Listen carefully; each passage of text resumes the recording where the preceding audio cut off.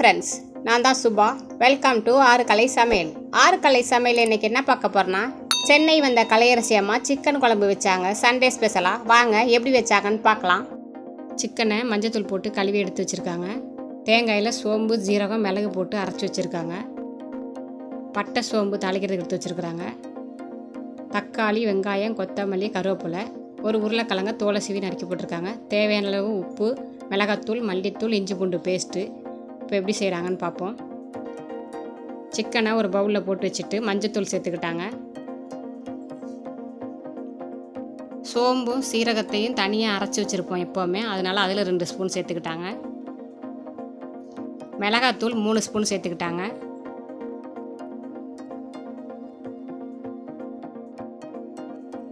அஞ்சு ஸ்பூன் மல்லித்தூள் சேர்த்துக்கிட்டாங்க.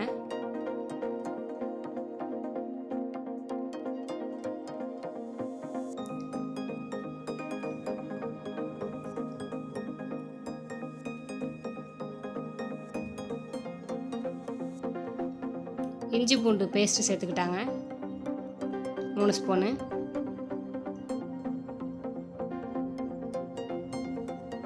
கறிக்கு தேவையான அளவு உப்பு,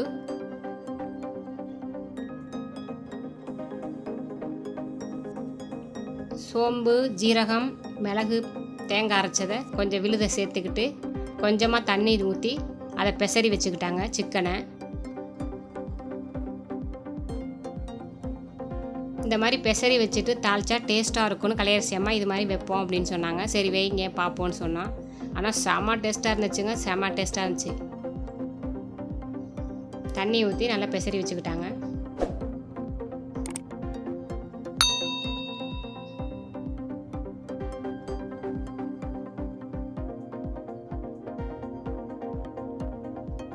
கலையரசி அம்மா ஊருக்கு போகிற வரைக்கும் கலையரசி அம்மாவோட சமையல் தான் எங்கள் வீட்டில் என்னமே. பெசரி வச்சுட்டாங்க. குக்கர் அடுப்பில் வச்சு தேவையான அளவு எண்ணெய் சேர்த்துட்டு சோம்பும் பட்டை வகையும் சேர்த்துக்கிட்டாங்க.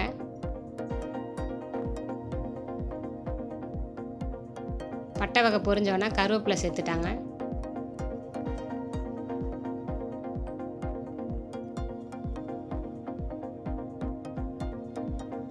வெங்காயம் சேர்த்துக்கிட்டாங்க.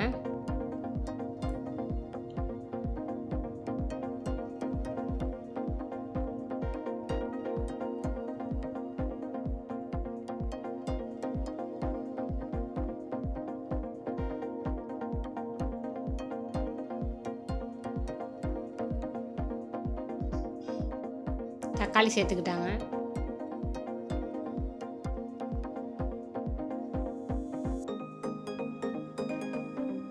எல்லாத்தையும் நல்லா வதக்கிக்கிட்டாங்க.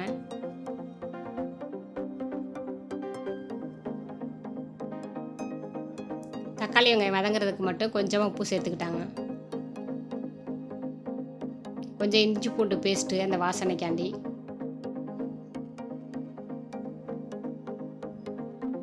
நம்ம தோலை சீவி வச்சுருந்தா உருளைக்கிழங்கு சேர்த்துக்கிட்டாங்க. சிக்கன் குழம்பு, மட்டன் குழம்புலாம் நாங்கள் உருளைக்கிழங்கு போட்டு தான் செய்வோம். அதில் மசாலாவில் ஊறி இருக்கிற உருளைக்கிழங்கு சாப்பிட்றதுக்கு ரொம்ப டேஸ்ட்டாக இருக்கும். அதில் எப்போதும் சேர்த்து தான் செய்வோம். ஒரு உருளைக்கிழங்கு அது மாதிரி கட் பண்ணி போட்டுக்கிட்டோம் தோலை சீவிட்டு. நல்லா எல்லாத்தையும் வதக்கிட்டு பெசரி வச்சுருக்கிற சிக்கன் மசாலாவை அப்படியே ஊற்றிட்டாங்க. அதில்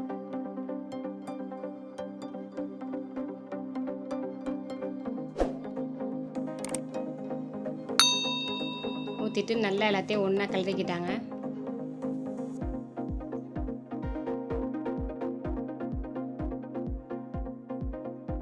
அடுப்பை கொஞ்சம் சிம்மில் வச்சுட்டு சும்மா குக்கரை மூடி வச்சாங்க. டைட்டாக மூடாமல் லேசாக ஒரு நிமிஷம் மூடி வச்சுட்டு அந்த லைட்டாக கொதி வந்தோடனே திறந்துட்டு கிண்ட ஆரம்பிச்சிட்டாங்க. அப்போ மசாலாலாம் ஒன்றா பிடிச்சி நல்லா வேகிறதுக்காண்டி நல்லா கிண்டிக்கிட்டாங்க. இப்போ குழம்புக்கு தேவையான தண்ணி சேர்த்துக்கிட்டாங்க. அந்த கறி பெசரி வச்சுருந்த பாத்திரத்துலேயே தண்ணி ஊற்றிக்கிட்டாங்க. நல்லா எல்லாத்தையும் ஒன்றா கிளறிக்கிட்டாங்க.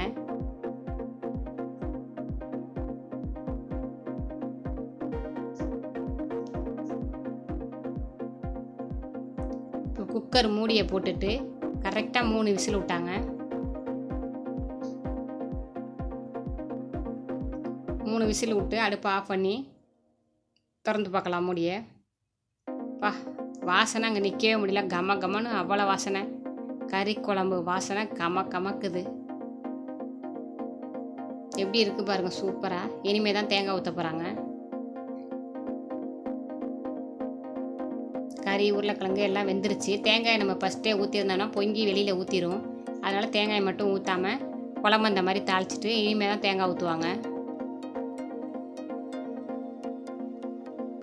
தேங்காயை சேர்த்துக்கிட்டாங்க. தேங்காய் சேர்த்துட்டு மிக்ஸி ஜாரையும் கழுவி அந்த கொஞ்சம் தண்ணியை அதில் சேர்த்துக்கிட்டாங்க.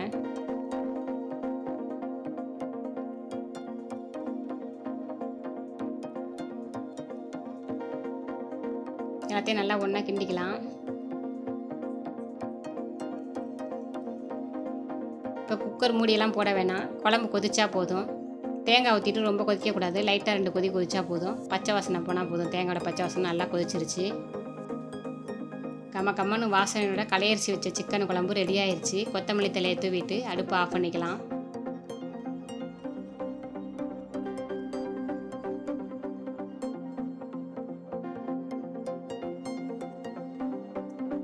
குழம்பு அடுப்பை விட்டு கீழே இறக்கி வச்சாச்சு.